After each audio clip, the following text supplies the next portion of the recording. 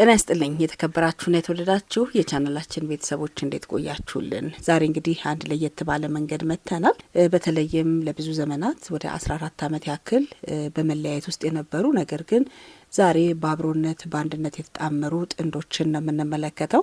በልጆች አማካኝነት ለ14 ዓመት የተለያዩ ጥንዶች ዛሬ በድጋሚ ተሞሽረዋል። እንደሚታወቀው እንግዲህ ቃል ኪዳናዊ የሆነ በተቃራኒ ጾታ መካከል የሚደረግ የመንፈስ የነፍስና የስጋ አንድነት ነው ጋብቻ። እንዲህ በቀላሉ የምንመለከተው ጉዳይ አይደለም። ጋብቻ ተሰርቶ አይጠብቀንም። እኛ ነን የምንሰራው። አባትና እናትን መተው፣ ከሚስት ጋር መጣበቅና አንድ ስጋ መሆን ጋብቻ ሙሉ የሚያደርግ መመዘኛ ነው። እግዚአብሔር ሰው ብቻውን ይሆን ዘንድ መልካም አይደለም የሚለውን ሀሳቡን አሁንም አልለወጠውም። ስለዚህ አባታችን መልካም አይደለም ያለውን እኛም መልካም አይደለም ማለት አለብን ማለት ነው። በዘፍጥረት 2:21 ላይ ከአዳም ጎን አጥንት ወስዶ ሔዋንን ፈጠራት ይለናል። ወስዶ የሚለው ቃል እንግዲህ በደንብ ማስተዋል ይገባል። ኢሳይያስ 66:1 ላይ እግዚአብሔር ሰማይ ዙፋኑ ምድር የእግሩ መረገጫ ነው ይላል። በመጀመሪያ ጋብቻ ጊዜ እግዚአብሔር ወደ ምድር በክብር ተገልጦ በሰርጋቸው ታድሞ ነበር። ከዚህ የምንረዳው እንግዲህ ጋብቻ ምን ያህል ክቡር መሆኑን ነው። ስለዚህ ጋብቻ በምድር የመጀመሪያው ተቋም ነው ልንለው እንችላለን ማለት ነው። ጋብቻ ቃል ኪዳናዊ የሆነ በተቃራኒ ጾታ መካከል የሚደረግ የመንፈስ የነፍስና የስጋ አንድነት ነው። ጋብቻ በእግዚአብሔር የተቀደሰ ከእግዚአብሔር ለሰው የተሰጠ በረከትና ቃል ኪዳን ነው። ጋብቻ እግዚአብሔርን ማዕከል ያደረገ የተቃራኒ ጾታ መጣመር ነው። በአጭሩ ሶስቱ የተገመዱት የሶስትዮሽ ዓለም ነው ማለት ነው። በመክብብ 4:12 ላይ እንደተቀመጠው ጋብቻ በጋራ ጥረትና አብሮ በመሆን የሚዳብር የእድሜ ልክ ትምህርት ቤትም ጭምር ነው። የጋብቻ ዓላማ ማለት እንግዲህ ጋብቻ የተመሰረተበት ምክንያት ማለት ሲሆን ተጋቢዎች የሚከተሉት ዓላማዎች ኖራታቸዋል ማለት ነው። የጋብቻ የመጀመሪያው ዓላማ መለኮታዊ ተቋም ማቋቋም ነው። በጋብቻ ጠንካራ መተማመን እንዲኖርና በትዳራችን ስኬታማ ለመሆን ከተፈለገ የሶስትዮሽ ግንኙነት እንዲጠብቅ ግድ ይላል።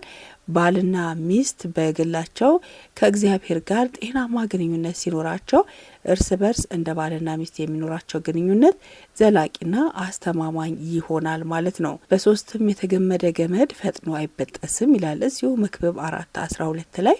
ባል ሲደመር ሚስት ሲደመር እግዚአብሔር ስኬታማ ጋብቻ ይፈጥራል ማለት ነው። ሌላው እንግዲህ ባል ማሰብ ያለበት እንዴት ሚስቱን ልጥቀማት በማለት እንጂ እንዴት ልጠቀምባት ማለት አይደለም። በመጥቀም ውስጥ ደግሞ መጠቀም እንዳለ መዘንጋት የለብንም። ባልና ሚስት የሚተጋገዙበት በመንፈስ በነፍስና በስጋቸው ነው። ትክክለኛ ጋብቻ መንፈሳዊ ያልሆነ ሰው መንፈሳዊ ያደርጋል እንጂ ዓለማዊ አያደርግም። ምክንያቱም ጋብቻ መተጋገዝ በመሆኑ። እናም ዛሬ እነዚህ ጥንዶች ከ14 ዓመት የጸብ ጊዜ ወይም ደግሞ ከ14 ዓመት የመለያየት ጊዜ በኋላ ዛሬ በአንድነት ተሞሽረዋል። ለዚህ ደግሞ ልጆቻቸው፣ ቤተሰቦቻቸው ታላቅ ምስጋና ይገባቸዋል። ምክንያቱም እግዚአብሔር ፍቅርን፣ መተሳሰብን፣ አንድነትን እንጂ ጸብንና መለያየትን አይወድም፣ አይፈልግም። ስለዚህ ብትወዱኝ የኔን ትእዛዝ ጠብቁ እንዳለ ሁሉ እነዚህ ሰዎች ዛሬ በአንድነት ወደ ትዳራቸው ተመልሰዋል። እንኳን ደስ አላችሁ እንላለን። እስኪ ከራሳቸው አንደበት ከቤተሰቦቻቸው ምን ተሰምቷቸዋል አድምጠን እንመለስ። በጣም ደስ ብሎናል። ያላችሁን አድርጋችሁ በፍጹም ፍቅርና ቅንነት እኛ ጋር መጣችሁ የደስታችን ተካፋይ ስለሆናችሁ እጅግ እናመሰግናለን። በህይወታችን ውስጥ በጣም ብዙ ነገር ሞክራችኋል። ሁላችሁም በጸሎት በአካልም በመገኘት በስልክም ብዙዎቻችሁ ከኛ ጎን ለነበራችሁ ጊዜ ላሰባችሁ፣ ለተጨነቃችሁ፣ ለጸለያችሁ ለእናንተ ብቻ ሳይሆን ለአጠቃላይ የኢትዮጵያ ሕዝብ እጅግ በጣም ምስጋና ማቅረብ ፈልጋለሁ። እጅግ በጣም ብዙ ጊዜ ህይወት በእኛ መንገድ አይደለም የምትመራው እላለሁ እኔ። ሀሳብ የማይለውጠው የሞተ ሰው ብቻ ነው። የሰው ልጅ በህይወት እስካለ ድረስ የሆነ ሰዓት ላይ ሀሳብ ይቀይራል። ሀሳብ እንድንቀይር ላደረጉን ሰዎች ስማቸው ሜንሽን እንዲደረግ አይፈልጉም፣ ግን ባሉበት እጅግ ምስጋና ማቅረብ እንፈልጋለን። ይሄን ፕሮግራም አዘጋጅተው ድጋሜ እንድንጋባ ላደረጉን ሰዎች እጅግ ባሉበት ምስጋና ማቅረብ ፈልጋለሁ። መራቂኔ ሳልሆን እግዚአብሔር ነው። ባሉበት ፈጣሪ መርቅልን፣ እድሜያቸውን ከፍ ያርግልን። 99% ቤተሰቦቻችን ናቸው እኛ ጎን ያሉት የኔ ወገኖችና የሙልጌታ የባለቤት ወገኖች በዛሬው ቀን ማለት ነው።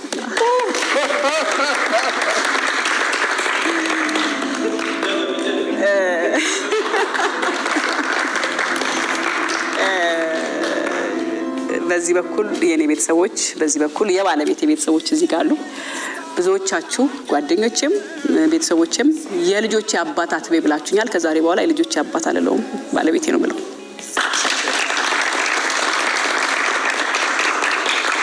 እጅግ በጣም ደስ ብሎናል ብዙ ነገሮች አልፈናል ወደ ኋላ እዚህ ቀን ለመምጣት እግዚአብሔር ይመስገን ስለመጣችሁ አብራችሁን ስላላችሁ እናመሰግናለን ገንዘብ ወጪና ገቢ አቅም ስላልነበረ ያው ልጆቼም ለጠቅላላ ወቀት እንድታውቁት ሂሳብ እየሰራን አለ ፎቶግራፍ እሱና ገነት ንጋቱ ዛሬም ሂሳብ ታስባለች ብሎ ሰርጌ ጀርባ ላይ ፎቶ ላይ ጽፏልና በእግዚአብሔር የሆነት ደሙ ልክ ነው ለምን ገንዘቡ በጣም ትንሽ ብር ነበርና አሁን 18 ሰው ሲበላ 250 ብር ነው በአንድ ግለሰብ 250 ብር ለኛ በጣም ትልቅ ነውና 18 ሲባዛ የ2 የ3 የ4 ወር ኢኮኖሚያችን ይዛብልፍ ነበር ሂሳብ አስበናል ያው ኑሮ ከፍ ለማድረግ ለመለወጥ የተሻለ ቦታ ለመድረስ ስለምንፈልግ ያን አድርገናልና ያንን ታሪክ በተወሰነ ሰዎች ጨምረን ግርግር በሌለው ጽድት ባለው እንደዚህ አክብረናልና እጅግ በጣም ፈጣሪና አመሰግናለሁ እግዚአብሔርና አመሰግናለሁ ሰዎችን ስላዘጋጀልን ሚጸልዩ ሚጨነቁ ሚያለቅሱ በውጭም በአገር ውስጥም በየትኛውም ዓለም ያላችሁ ስትጸልዩ ስታለቅሱ የነበራችሁ ሁሉ ፈጣሪ ባርካችሁ ብድሩን በልጆቻችሁ በቤተሰቦቻችሁ አግኝት ደስ ብሎናል የእውነትና ቀጣዩን ህይወት እናንተ በጸሎት አስቡን ቀጣዩ የተሻለ እንዲሆን ፈጣሪ ጀምራል ፈጣሪ ጨርሳል በቃ ፈጣሪ ጀምሮታል እሱ ይጨርሰዋል እኛ ከዚህ በኋላ ለሱ ነው የምንሰጠው እንደምን ጊዜው ፍቅር ናችሁ ምግባችሁ ይጣፍጣል ፍቅር ናችሁ ፊታችሁ ይጣፍጣል ልባችሁ ይጣፍጣል በጣም እናመሰግናለን እኔ ማን ነኝ ዝቅ ያልኩ ሆነ ቦታ ከሰው መንጋ ተገልዬ ዳንኤል ቃል ያው ተቃል ያለው እንግዲህ ያለው እስኪ ከጫጫታ ቆቃታው ልቤን በልቤ እያስታመምኩ ዝቅ ብዬ መደቤ ላይ ተቀምጬ ያለው እኔ ማን ነኝ ለተቆም ለመባል እኔ ማን ነኝ አለውበት ቦታ ታይቼ ተመንጥሬ ተስተውዬ ስሜቴ እኔ ማን በሆነው ማንም ይንኩሳው እግዚአብሔር ታላቅ ነው አሜን እግዚአብሔር ታላቅ ነው አሜን እግዚአብሔር ታላቅ ነው እግዚአብሔር ልዑክ አለው መልእክተኛ አለው አለበለዚያ ለሰው የሚቻል አይደለም ለእግዚአብሔር ካልሆነ በቀር ለሰው የሚቻል አይደለም ለሰው የሚቻል አይደለም እህት ወንድሞቼ ተደብቄ ተሽጌ ኪያስ ያለው ሰው ለሰው የማይቻል ተችሏል ክብሩን እሱ ይወሰድ አሜን ክብሩን እሱ ይወሰድ መጪውንም ጊዜ ለሱ እንተዋለን በእኛ ቀን የሚሆን ነገር የለም በራሳችን ብዙ ጉልበት የለንም ልባችንን ባለጻን ቁጥር እሱ መስመር አለው መንገድ አለው እሱ መልስ አለው ቀሪው እድሜ ለክብራችሁ እንዳናሳፍራችሁ ያርጋል ብንፈተን ሊደንቃችሁ ይገባል እግዚአብሔር ያጽናን እሱን የሱን መንገድ ተከተለ በሱ ብርታት በሱ ኃይል በሱ ምርኩዝነት ፈተናዎቻችንን ለማለፍ ያብቃል ሁሌም ቀና መንገድ በተከተለን ቁጥር እንቅፋቶቻችን እንደሚበዙ እናውቃለን እግዚአብሔር ያጽናን እናንተም ከጎናችን እንደቆማችሁ ሁሉ በጸሎታችሁ አብራችሁ በጣም እናከብራችኋለን በጣም አሁን ያላገባችሁ በሰርጋችሁ ያገባችሁ በልጆቻችሁ ሰርግ ለመቆም ያብቃል እናንተን በታሪክ አጋጣሚ ከጎናችሁ ለመቆም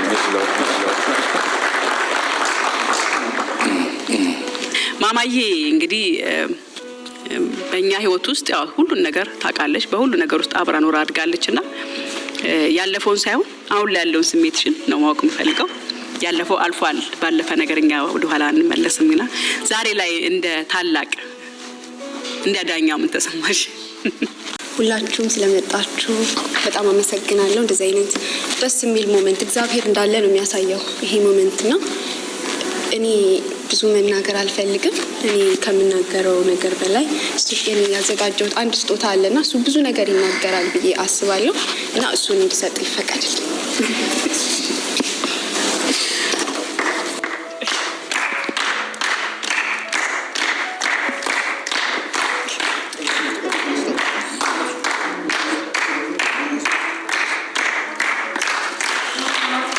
እጅግ በጣም ነው ኩራት የሚሰማኝ። እኔ ቀና ብዬ ነው የሚሄደው የትም ቦታ። የነ መክሊትና አትስባል አቤት ትላለህ። ገና ሰው ሊልስል እንኳን አቤት እላለሁ። ቀድሜ ያን ያህል ነው ፊልም ማድረግና ልጄ ጎበዝ፣ ይሄ ዌብሳይትሽ በጣም ትልቅ ቦታ ይደርሳል። እሺ አንላይን ልክፈተው። እሺ ተያይዘን ይሄ ነገር እንዴት ነው ከጀነ ነው ያረጃችን ይጣማል ፈልጋል። እሺ እሺ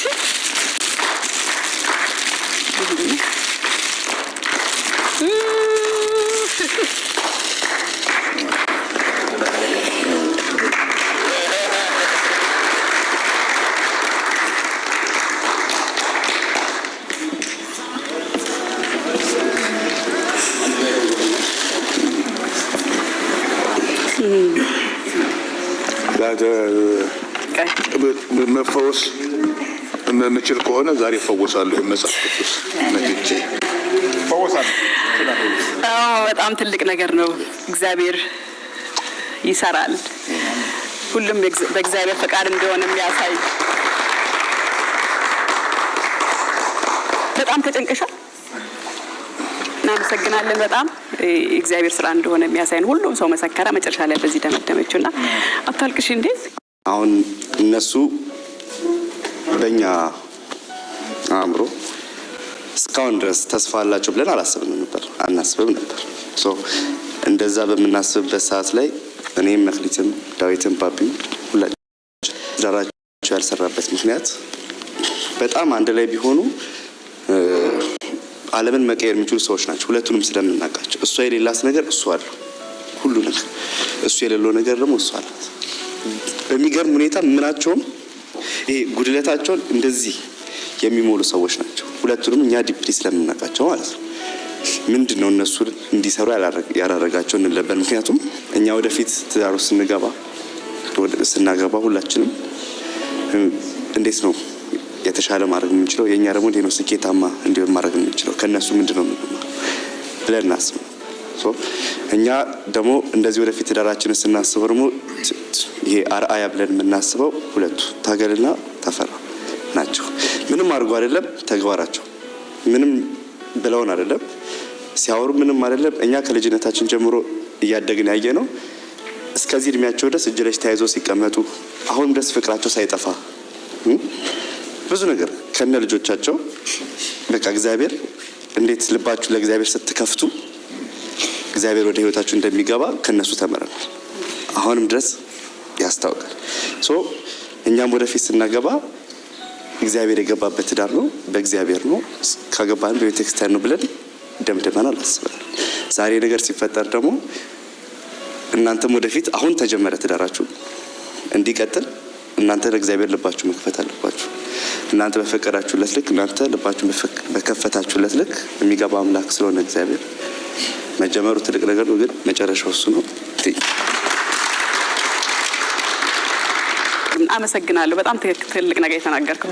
በነገራችን ላይ ለአጠቃላይ እውቀት ታገልና ታፈራው ዛሬ እንግዲህ 20ኛ ዓመት በዓላቸው ነው። በዚህ አጋጣሚ እንኳን አደረሳችሁ።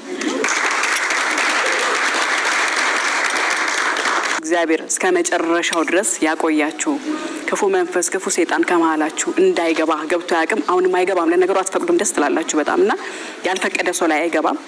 እንኳን አድረሳችሁ። በጣም ደስ ብሎኛል። ማየ እስቲ ምንድነው የተሰማኝ ስሜት ዛሬ እስቲ እዚህ ፕሮግራም ላይ በመገኘት እስቲ ምን ነገር? በጣም ደስ ብሎኛል። ያ ሁሉ ውጣ ውረድ አልፎ ዛሬ ይሄንን ደስታ በማየቴ በጣም ነው ደስ ያለኝ እና እግዚአብሔር ይባርካችሁ፣ ልጆቻችሁ ይባረኩ፣ ብዙ ሁኑ። አሁንም ልጆቻችሁ ይብዙላችሁ፣ ይባረኩላችሁ፣ ትዳራችሁ ያማረ የደመቀ ይሆንላችሁ። እግዚአብሔር ወደፊቱም ደግሞ ጥሩ ዓለም ጥሩ ጸጋ እንድታዩ ያርግላችሁ። ልጆቻችሁን የምትድሩ ያርግላችሁ፣ ልጆቻችሁን የምታስመርቁ ያርግላችሁ። እግዚአብሔር ይስጣችሁ። እኔ ባጎደልኩት መድኃኔዓለም ይምላል። የአባቴ ምትክ የአባታችን ምትክ የቤታችን የበኩር ልጅ መንገድ ጠራጊያችን መስመር አመላካቻችን የብዙ ነገር ባለውለታችን ነው። እስኪ ምን ተሰማ? በመጀመሪያ ነገር አሁን ደግሜ እግዚአብሔርን ማመሰግነው። በነገሮች ሁሉ እግዚአብሔር ትልቅ ነው። እንዲሁ ደስታ ልበለው ይገልጸዋል። ደስ የሚል መገናኘታቸው ብቻ አይደለም ግን ብላክ ስትሪ ሳይኖረን ብላክ ዶት ሳይኖረን በሁለቱ ቤተሰብ መካከል በእውነት ገኒ ክፉ ሳንናገር ወንድማችንን ሳናበሳጭ ለዚህ ቀን እግዚአብሔር አብቅቶናል። አዎ ቤተሰብ ከእናቴ ጀምሮ አባቴን በሕይወት ነበረበት ወቅት ስለዚህ ቤተሰብ ይጸልያል፣ በጣም ይጸልያል። እናቴ አሁንም አታከትም ጸልያለች። ዛሬ እጅግ በጣም ደስተኛ መሆኑ ሰምተናል። እኔ ግን እሱ እንዳለው ቃላት ያጥረኛል። ምናልባት እንዴት ልበላችሁ ነገሮች ሁሉ አሜዚንግ ናቸው፣ አንሳስፔክትድ ናቸው፣ ያልተጠበቁ አካሄዱም ፍጻሜውም ጅማሬም ያልተጠበቀ ነው። እንዲህ ሲባል እንዴ ነው የምንለው። ብዙ ጊዜ ስገነት እንዳለችው ረዥም ጊዜ ቆይተዋል። በዚህ በረዥም ጊዜ የተለያየ ሙከራዎች ተደርጓል። እግዚአብሔር ግን በራሱ ጊዜ በራሱ አሰራር ባልተጠበቀ መንገድ የራሱን ስራ ሰራ። ልጆቹ ጌታ ይባርካቸው፣ ለአንድነቱ መሰረት ናቸው። በእውነት ለሁለቱ የሚያሳዩት ፍቅር እነሱ ለአንድነት አቁቶቻል። እግዚአብሔር ትልቅ ነው። አላሰብነውም። ዳግም ጋብቻ ልበለው እንደገና አዲስ ልበለው አላቅም፣ ግን እጅግ ትልቅ ደስታ እንዲሰማን ሆኗል። እኔ ሁላችሁም ይህንን እግዚአብሔር ይህንን ድርጊት ደግሞ እንዲፈጸም ያነሳሳውን ሰው በእግዚአብሔር ስም በጭብጨባና በእልልታ እንድታመሰግኑልኝ ይፈልጋሉ። ከአይምሮ በላይ ነው። በማናችንም አይምሮ ፈለገ ምሁር ቢሆኑ ፈለገው ቢሆኑ በእነሱ አይምሮ አልሆነም። በማሆነ ስራው ደግሞ ድንቅ ነው። ደስ የሚለኝ አሁንም ገነትንም እሱንም አላስከፋ እንዲያደረገች በደለች እንዲያከፈች ሳንጸጥ በደስታችን በሀዘናችን እየተገኘች ነው። 14 ዓመት ተለያያችሁ ነው ሲወዝ ዊዛስ ፕራክቲካሊ ዊዛስ በአይምሮ በሀሳብ ብቻ አይደለም። በሀዘናችንም በደስታችንም ከእኛ ጋር ነበረች። ከሱ ይልቅ እሷ ነበረች። ሪሊ እወድሻለሁ። ተባረክ። ደስ ብሎኛል። አሁንም እግዚአብሔርን አመስግኑልኝ። ብዙ ማለት አልችልም። ተባረክ። ጨርሻለሁ። ዘሌ ሌላው የልባችን ሰው ዘሌ ናልኝ ዘሌ ወይኔ እንዴት እንደምወደው ሁሉንም የምገልጽለት ከነ ባለቤቱ ሀና ለእኛ ቤተሰብ ያላቸው ስሜት ይገርመኛል። እና ዘሌ አክብረን ስለመጣ በጣም አመሰግናለሁ።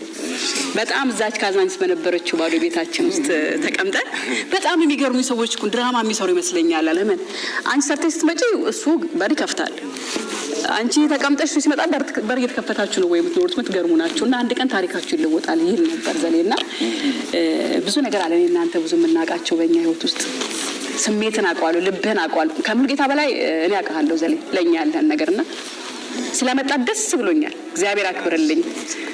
ምንድን ነው የተሰማኝ?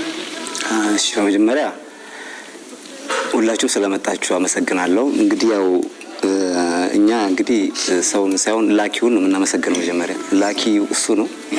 ሰው በራሱ ምንም የማድረግ አቅም የለው። እሱ ወርዶ ነገሮችን አይሰራም፣ ሰዎችን ይልካል። ተላላኪዎችንም እናመሰግናለን። የት ነህ አለኝ አንድ ቀን ደውሎ 6 ኪሎ ነው ስለው እና አለኝ ሄድኩ። ወረቀት አወጣና ከኪሱ ሰጠኝ እና በቃ በቀጠሮ ቀን እንድትመጣ አለኝ። ከዛ ሄደ። ሳነበው እንዴ የምድብ ችሎት ምናምን ይላል። እንዴ እነዚህ ሰዎች ምንድን ነው? ከዛ አልገባኝም። ሄድን። 6 ኪሎ ነበረ።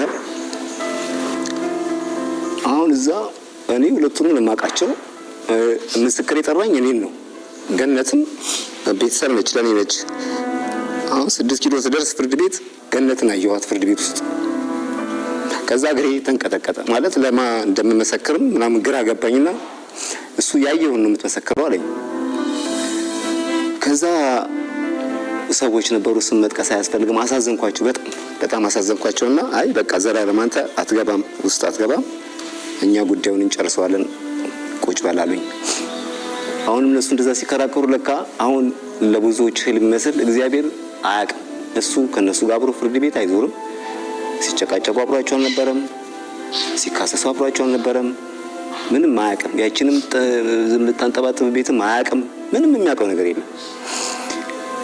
ከ13 ዓመት በኋላ ግን እሱ እንደዚህ አይነት ቦታ ላይ ሙሉጌታና ገነት እንደሚጋቡ 20 ሰው እንደሚጠራ ምናምን ነው የሚያውቀው እግዚአብሔር።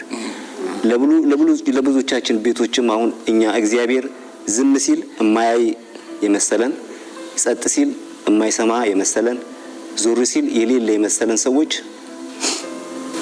ይሄ ትልቅ ትምህርት ነው ብዬ ነው አማስበው። ገኒ አሁንም ቀሪ ህይወታችሁ የተባረከ ይሁን። እቺ ቀን እንደምትመጣ እኔ አውቅ ነበር። እነሱ ወጀብን ላይ ቀርበው አይ ከዚህ በኋላ አብረን ልንኖር አንችልም ሲሉ እግዚአብሔር ደግሞ እቺን ቀን ቆርጧታል። እነሱ ስለ መለያየት ያስባሉ። እግዚአብሔር መለያየትን አያውቅም። መለያየትንም የሚያይበት ሐሳብም የለውም። መለያየትን አያውቅም። መለያየትን የምናውቀው እኛ ነን። መለያየትን የምንሰብከው እኛ ነን። መነጣጠልን የምንሰብከው እኛ ነን። ይሄ የሁለቱ ታሪክ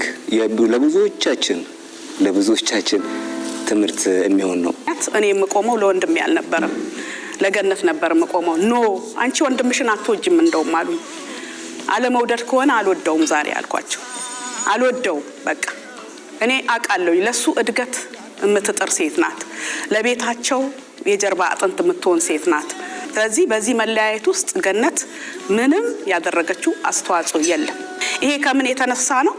እኔ ወገንተኝነት አልፈልግም። ምክንያቱም እነኚህ ልጆች ተወልደዋል። እነኚህን የመሳሰሉ ልጆች እኛን የሚያስተሳስሩ የነዚህ ልጆች መኖር እኛንና ገነትን እንዳንለያይ አድርጎናል። ገነት ጠንካራ ሴት ናት። በነገራችን ላይ እኔ ለወንድሜ ራሱ እለው ነበርና ገነት እነኚህ ልጆች እንዳይበተኑ ትንሽ ኮንፍሊክት በነበረ ጊዜ ሰብስባ ይዛቸዋለች። ለአባታቸው ያላቸው ፍቅር በጣም የተለየ ነው። የተለየ ከመላችሁ በላይ እነኚህ ልጆች ሰብስባ በመያዟ እኔ ልቤ ያርፏል። ምክንያቱም እነኚህ ልጆች ባይሰበሰቡ ወንድሜ ላይ ልጆቹን አልጥላቸውም። እኔ ነኝ የምወስዳቸው። የቅርብና የቅርብ ያለው እኔ ነኝ። እኔ ወንድሜን በጣም ነው የምወደው። ወንድሜ ወንድም አይደለም አባት ነው፣ የኔ አባት። ምክንያቱም ሰው ያደረገኝ የተቀደደ ሸሚዝ ገልብጦ እንደገና እየሰፋ ነው እኔን ያስተማረኝ። እኔን ሰው ያደረገኝ ዛሬ እኔ እዚህ ለመድረሴ ከእግዚአብሔር ሙልጌታ